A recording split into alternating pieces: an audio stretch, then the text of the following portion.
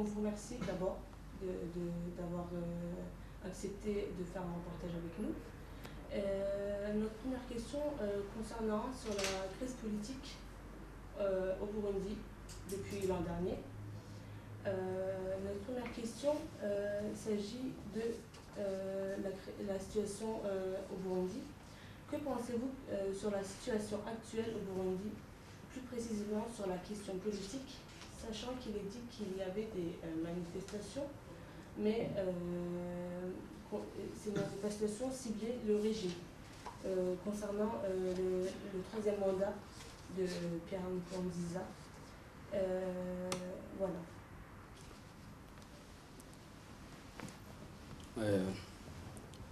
Tout d'abord, je voudrais vous remercier pour cette occasion que vous me donnez de m'exprimer par rapport à la situation que traverse mon pays, le Burundi.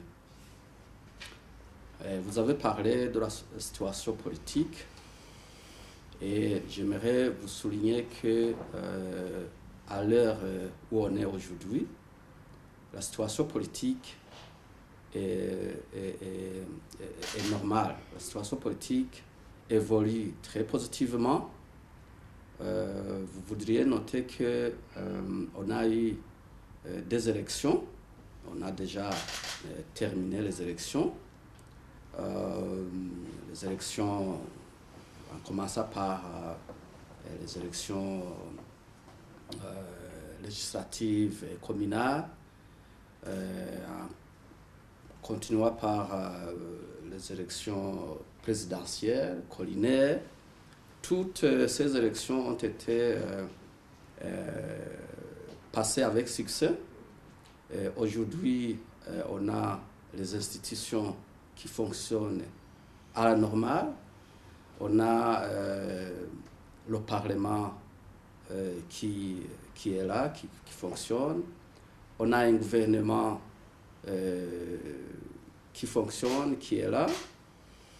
On a le président de la République qui a été élu d'une façon démocratique et transparente, qui est là.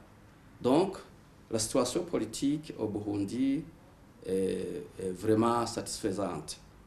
Cela ne veut pas dire qu'on n'a pas de problème dans ce sens. Vous savez qu'il y a eu des manifestations qui avaient comme but d'empêcher la tenue des élections. Les manifestations qui ont été organisées par les ennemis de la démocratie qui ne voulaient pas qu'on ait des élections, qu'on ait des institutions issues de la volonté du peuple. Mais heureusement, on a pu traverser cette situation. Maintenant, il n'y a plus de manifestations. Maintenant, on a déjà mis en place une commission nationale indépendante chargée d'organiser un dialogue national et inclusif qui est censé de faire en sorte que tout le monde puisse avoir un mot à dire au pays, dans les affaires du pays. Voilà. Ma deuxième question, c'est est-ce que vous pensez que les pays tiers ont une part dans la crise politique que le Burundi a traversée? Merci de soulever cette question parce que aujourd'hui, tout le monde est témoin de ce qui est en train de se passer. Dernièrement, le week-end passé, vous avez pu assister à une manifestation de la population au Burundi, laquelle manifestation était pour dénoncer l'ingérence d'un pays voisin, le Rwanda. Il n'y a pas de secret. Donc, je dirais que là, le peuple burundais est vraiment très patient. On savait, on observait toute cette situation depuis longtemps. Mais au moment où les États-Unis commencent à accuser ouvertement le Rwanda, comme quoi il est en train de déstabiliser notre pays, au moment où les Nations Unies sortent un rapport qui dénonce exactement les actions de notre pays voisin, au moment où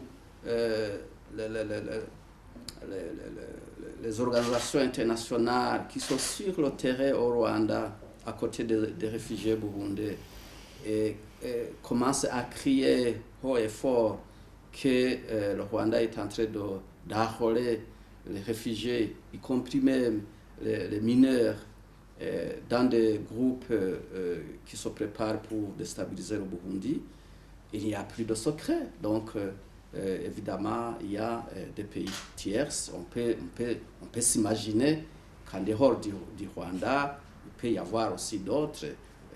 Vous êtes témoin, peut-être, vous avez entendu des déclarations de certains leaders donc, étrangers lesquelles déclarations ne sont pas vraiment amicales envers le Burundi. Et de telles déclarations, je pense qu'on va continuer à les suivre, mais heureusement qu'il y a les enfants du pays qui essaient de donner la version réelle de ce qui est en train de se passer au Burundi. Est-ce que la crise politique engendrera des élections anticipées? Vous avez dit qu'il y a eu des élections. Si ça continue comme ça, est-ce qu'il y aura une entente avec l'opposition et le régime sur des élections anticipées ou c'est vraiment pas un sujet? Merci de la question. Je ne pense pas qu'il y aura des élections anticipées comme vous venez de le dire. Comme je l'ai déjà souligné, nous avons des institutions solides qui sont en place. Nous avons un président qui a été élu par le peuple lui-même et qui est là. Donc, tout le monde est vraiment satisfait, tout le monde est content de l'évolution de la situation, surtout politique, voire même au niveau de la sécurité. Donc, la thèse des élections anticipées vraiment est exclue. Pour ce qui concerne les ententes avec l'opposition, je l'ai déjà souligné, il y a le gouvernement du Burundi aujourd'hui encourage un dialogue inclusif, et c'est ce qui est en train de se faire à l'intérieur du pays. Il y a une commission nationale indépendante qui a été mise en place par notre chef d'État. Donc, la commission a déjà commencé à travailler.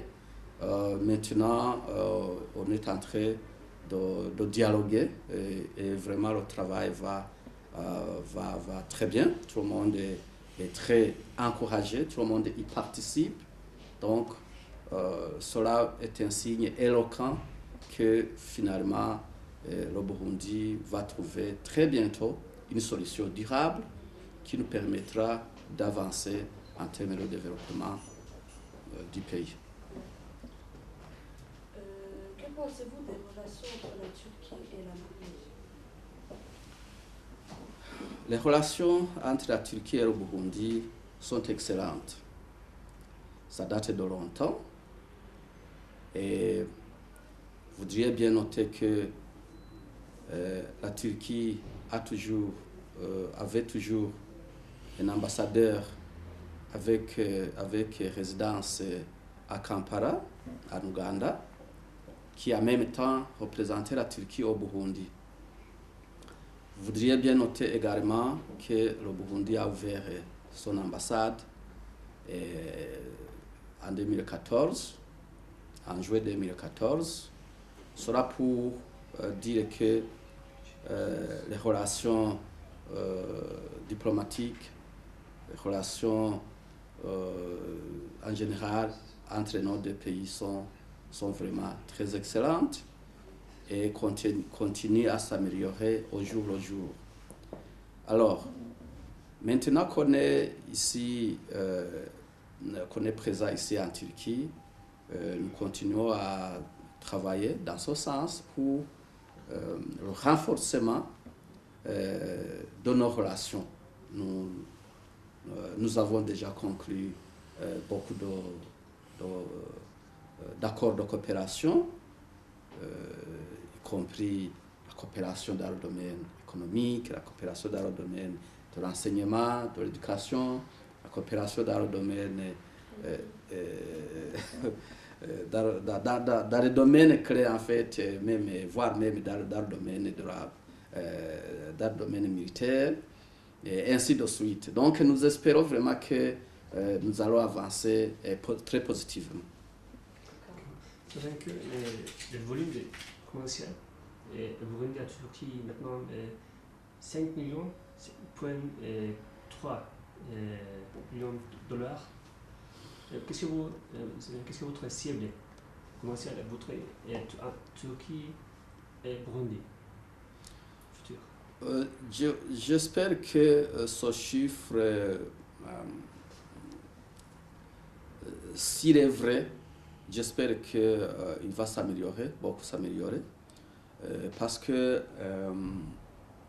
comme je viens de le dire, nous avons déjà signé un accord de coopération commerciale et économique, et nous sommes en train de travailler sur d'autres accords supplémentaires qui vont soutenir cet accord qu'on a déjà signé, notamment l'accord de